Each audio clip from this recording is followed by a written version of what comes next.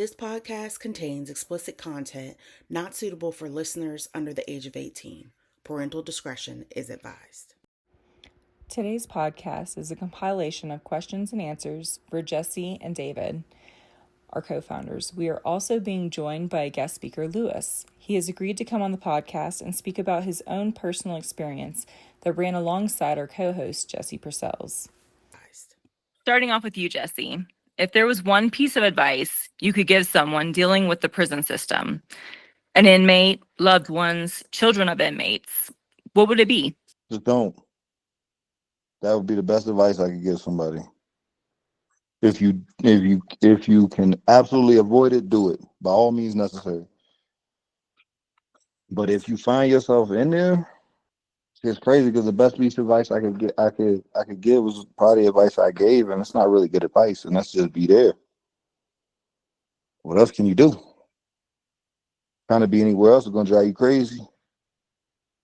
And if you try to escape it, there's a very good chance you could wind up not walking out.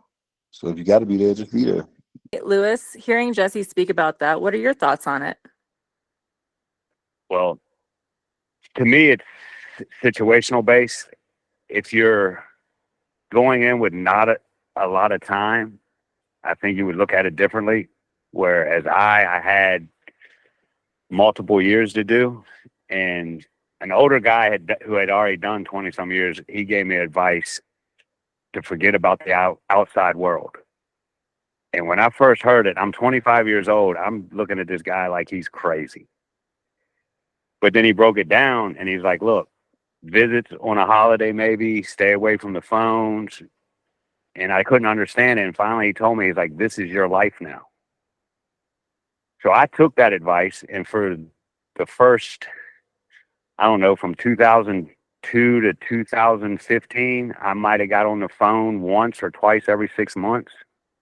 I never had any visits, and it honestly made my incarceration a little easier because I see a lot of guys that try to live in prison and live in the free world, and it does nothing but drive them crazy.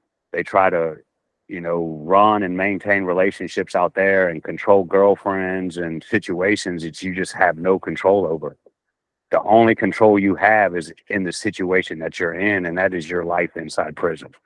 That's a perfect example because, that's just repeating a lot of really good information that, we hear. And what Jesse said, the advice that he kind of got was be where you're going to be, right? So if you're here, be here. Exactly. So it just kind of echoes that whole thing, where it's like, if you're out there dreaming and living in the, in the real world, but your body's here in prison, like it opens you up to possibly being put in a situation that you don't want to be put in either, because now you dreaming, right? You dreaming while you're awake. Exactly. My years of incarceration in the beginning, they were tough, mentally and physically, but for the most part, the hardest part was when I was getting ready to come home, because then I started to rekindle the relationships and control situations that I didn't have no control over. And that's like a whole different thing, right? Because now it's like you've done that whole time, and some bridges probably were too crumbled to be able to reestablish, you know what I mean? Because I definitely know what that's like, because having, like I said, my background with the military, it's like, I moved a lot. So it's like I try to hold on to the people I could hold on to, but people, they slip away, So I totally get that. I was going to say, David, what are your thoughts hearing all of this? First of all, and I'm not trying to compare, but I understand exactly what they're saying, being that I'm from Chicago and I recently just moved to Maryland a few years ago. And I know that in Chicago, I had to have a certain mentality because of that environment. And I know now that I'm in Maryland, it's a different environment. So it's made it so I can be a different person. So the analogy that I was thinking about with you guys in prison is, man, if you're with a bunch of wolves, you got to be a wolf, right? And you might be a lamb, really, but if you with a bunch of wolves, you don't have any choice, right? So I understand completely what you guys had to do, And and I commend both of you guys for surviving. Appreciate it.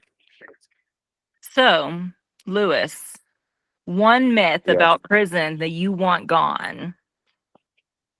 That it's the end of the world, because it's not. Your life is over, because it's not.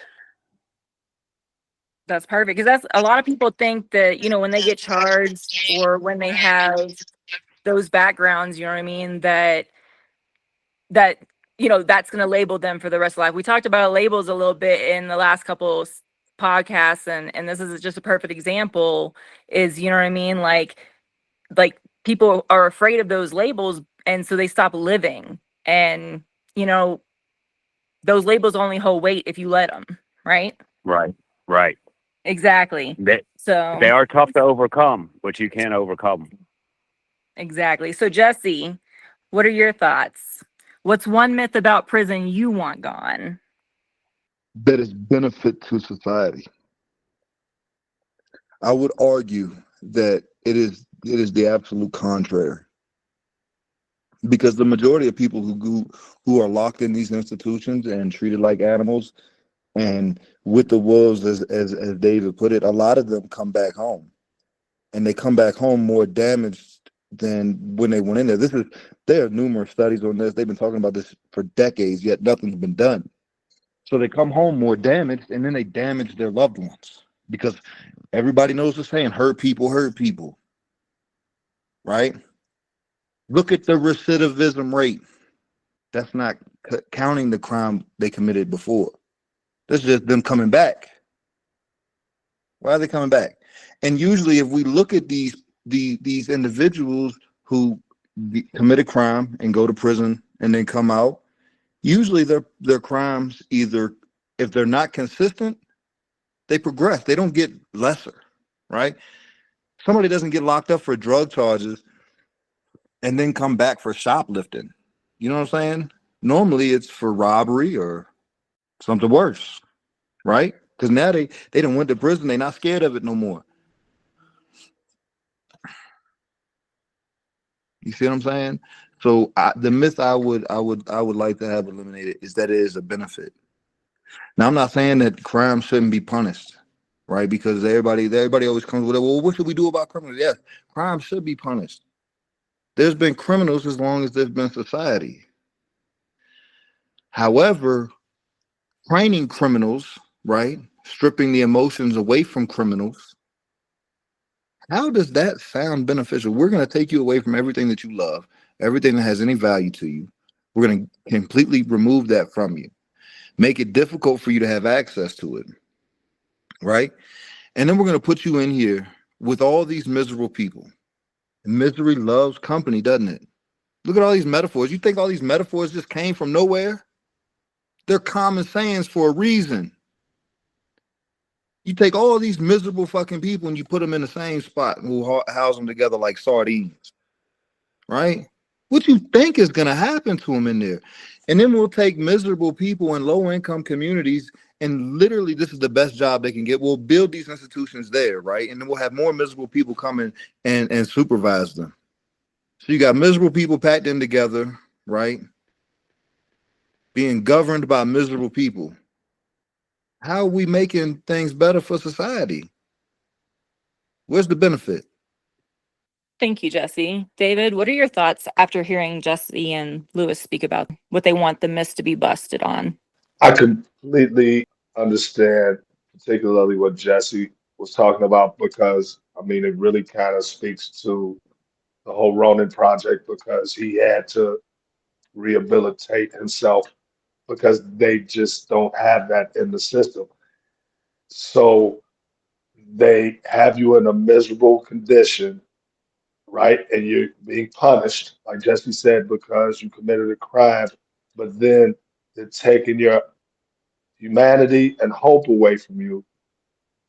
But in the majority of cases, they're going to send you back into society like that, right? Once they strip your humanity and kind of hope away from you and have you in such a kind of negative state, then they're like, and now you're back out and free. Um, get a life. And I think that it really has to be a big change in the system in the sense that they have to rehabilitate better. Because I feel like if Jesse didn't form his own abilities, he would have got lost. And I would imagine a lot of them get lost like that. To that, I just want to say this, and even Lewis could speak to this. When you were in prison, right? It literally, it truly is up to you to want to do better, be rehabilitated, whatever you want to call it, right? It truly is up to you. And out of tens of thousands of people I probably met throughout my time incarcerated, there's a handful that I'm still in touch with that I can still talk to that have got out and have been able to be successful. And even them, if you talk to them right now, I bet you they'd be like, "Yeah, I still struggle. I mean, it's hard for me. It's hard for me to connect. It's hard for me to relate, right? Because so much has changed. Because I was gone for so long. Like I don't know how to talk to people. When I do talk to people, I think it's right. I am wrong, right? Technology has changed so much. I don't really know how to maneuver through any of that. All of them will tell you the same things, right? I don't even want to go out because I'm nervous about going out. And these are the individuals that had the strongest minds, had the strongest wills, that literally every day they were dedicating themselves to studying and working out, studying and working out, right?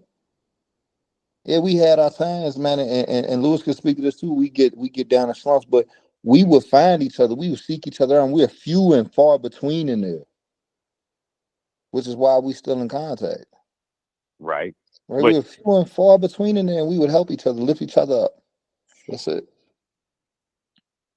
to the whole rehabilitation thing in prison, it's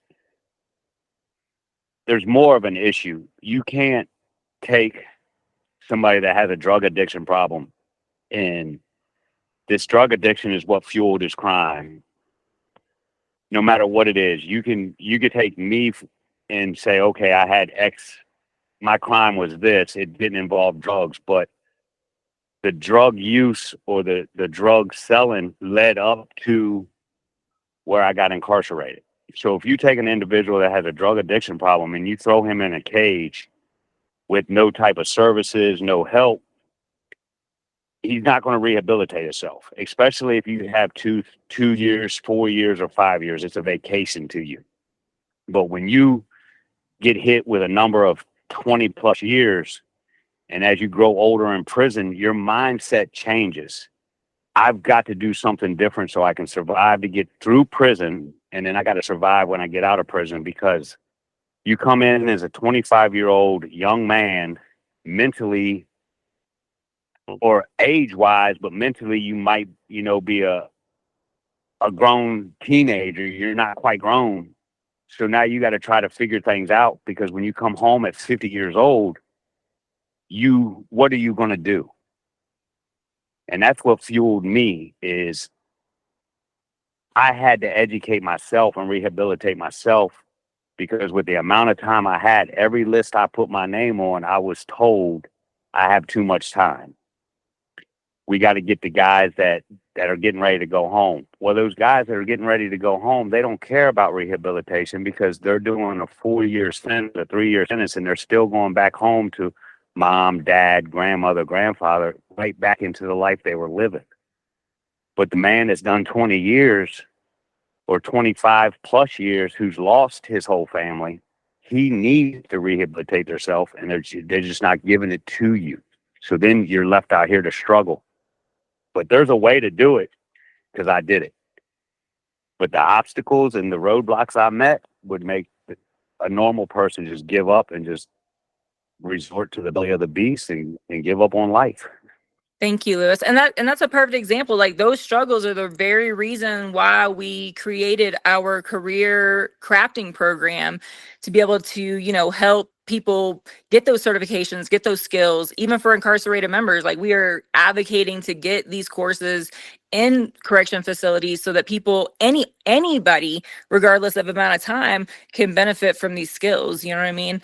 And that's just Right. a perfect example, is like, because of what happened to you and Jesse, that fueled this initiative with Ronin Project, because that was his thing. He's like, not everybody comes home with skills. Not everybody gets to get, training or certifications or apprenticeships in prison, because, by the time they are short, now they too short. And then the law changed and now you have even less time, right? So it's Right. And just, I benefited. I came home with master electrician, master HVAC, journeyman gas, and journeyman plumber. But I've talked to two individuals now. One of them was basically, you could call him my apprentice. I guided him and got him the maintenance jobs and got him in the apprenticeships. And now the Department of Occupational Regulations are telling these guys that are incarcerated that it's no longer beneficial for incarcerated individuals to have license. So now they can't even get licensed in Department of Corrections anymore. that's crazy. So we're going to make a note of that so we can add that to our career crafting program. Oh yeah, we about to Yeah. start fighting that shit. I ain't even know that happened. Yeah, Now so we definitely. they About it. Because how you gonna they tell did. me that it does more? Somebody getting a license like that, I'm a master electrician in prison, Yeah. right? I graduated college in prison, Yep. right? I'm a master electrician or a master plumber, a master HVAC technician. All of these things, man, they hold value. They give value to a man. They do, You're gonna and take it is you're still gonna take one of the few things that a man can earn to give himself value in there and tell him, oh, now it's not beneficial to us. exactly. Yep. Yeah. I was trying to fight for one of them to still get his license, but it's just that all they tell you is reapply when you are released. And then, so I'm gonna pass it off to you, David, real quick, because we talked about energy before going into prison and energy coming out, right? And how a lot of that is really determined on the individual, like if they want to be rehabilitated. Because, like we said, if some people go in and they come out worse, and some people go in and they come out better, because it's all in their resiliency of the individual, their will to be better and to say, you know what, I want to break this cycle, to be cycle breakers. So, David, what did you notice in Jesse before versus after all of this? His energy, his trust, his hope. Let's start with the trust part. Um, Jesse just, I would say that energy is probably the same as it was before and after. He really has to get to know you, but his trust factor, he doesn't trust a lot of people, I think, due to the way his life has been. But when he does trust you, man, you got a friend for life. Energy wise, like Lewis was saying, Jesse was in there so long that he had to rehab himself, because Lewis just really struck me with this statement that he made that made so much sense when he said it. If Jesse would have went in there and just did 3 years, he would have came out and did some same shit and would have been in there again. I'm pretty sure, because that's just what his energy was, and that's the mentality he had before he went in. I'm sure if he did a real short bid, 2 3 years, he would have just found out how to be a better criminal in there. And he'd be like, nah, I'm gonna go ahead, now that I'm out, I'm gonna use what I learned in there. So the length of time definitely had a lot to do with him becoming a man, growing up. That's what I was able to see while he was incarcerated. He was forced to become a man while he was in there. I mean, he was a teenager. So And I do have that to interject. So the length of time, now you absolutely probably right. I probably would have committed more crimes if I would have had a shorter amount of time. Because I would have got out so freaking angry. I probably would have hurt somebody for real, not just attempted to hurt somebody or some shit. But when you in there for a lot of time like that, especially when you go in there so young, you lose everything. Like everything's gone. And then, for most individuals, I'm gonna say I could probably say 98%. And I mean, Lou, you could correct me if I'm wrong. I would probably say somewhere in the 90s. 90 percentile of the prison population that have long stretches, they don't come out like me and Lewis. I can speak to my man Tweet. Lewis can speak to my man Tweet. Man, rest his soul. But it didn't help him being in there. And I can comment on the Tweet. He did 20 plus years, got out, tried to make it right, live the life of a civilian. And I was speaking to him. He said he was messing up. I said, somebody talk to him. And they said yes. And Tweet had been locked up since he was 15 years old. And he told the guy, he said, I don't know how to live out here as a free person. I don't belong. I'm made to be in prison. And that's all he knew, because he never had any guidance or any attempt to help him rehabilitate himself. Hey, Lewis, what happened to Tweet? He got shot by cops in Florida. How long did he make it? 6 months to a year. Prison made him better? That long time? No. And there was an attempt to try to help him once he got out, but being incarcerated from the age of 15 to I think he was almost 40, you couldn't change his mindset. He had no rehabilitative help from Department of Corrections his whole life. They were scared of him, and they basically just let him run the way he wanted to run because it was easier to just let him do it. But Tweet was one of those guys. If he fuck with you, he fuck with you. Oh yeah, if you earned his trust and his respect, he was 100% loyal. He would listen to you. He would help you. You could help him. It was Marcelli for a few years, but he had that, as David said, that wolf mentality, and he was a wolf, and that's how he was going to be. And if any sheep was around him, they didn't survive. So my point to the long sentence is it's a very, very rare few that can do long stretches and get out and not be completely dependent on some kind of chemical to help them get through their life, right? To not be completely addicted and strung out to the point where they're not going to make it out here anyway, or to not have lost their form of reasoning, or they're able to function in a society like this, right? You one of those two. It's very few guys that get out after doing decades in prison and are able to function normally in the society. And the ones that did it were the ones who were in there constantly dedicating themselves to studying, constantly dedicating themselves to working out, right? Lewis hated working out. He would force himself to do it because he knew he needed it. He could tell you about it. We've had conversations about it walking the yard. He was like, man, I hate it. I hate this shit. It hurts. But I know I need it. I got to survive. I got to come home.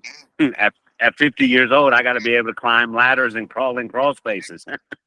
Right? I got to be able to do grunt work at the bottom as a middle-aged man going into being a senior citizen. I'm closer to being a senior citizen than I am to being a young man who's a laborer. I got to be prepared to come home and break my body. Exactly. Please join us as we continue this conversation in part 2.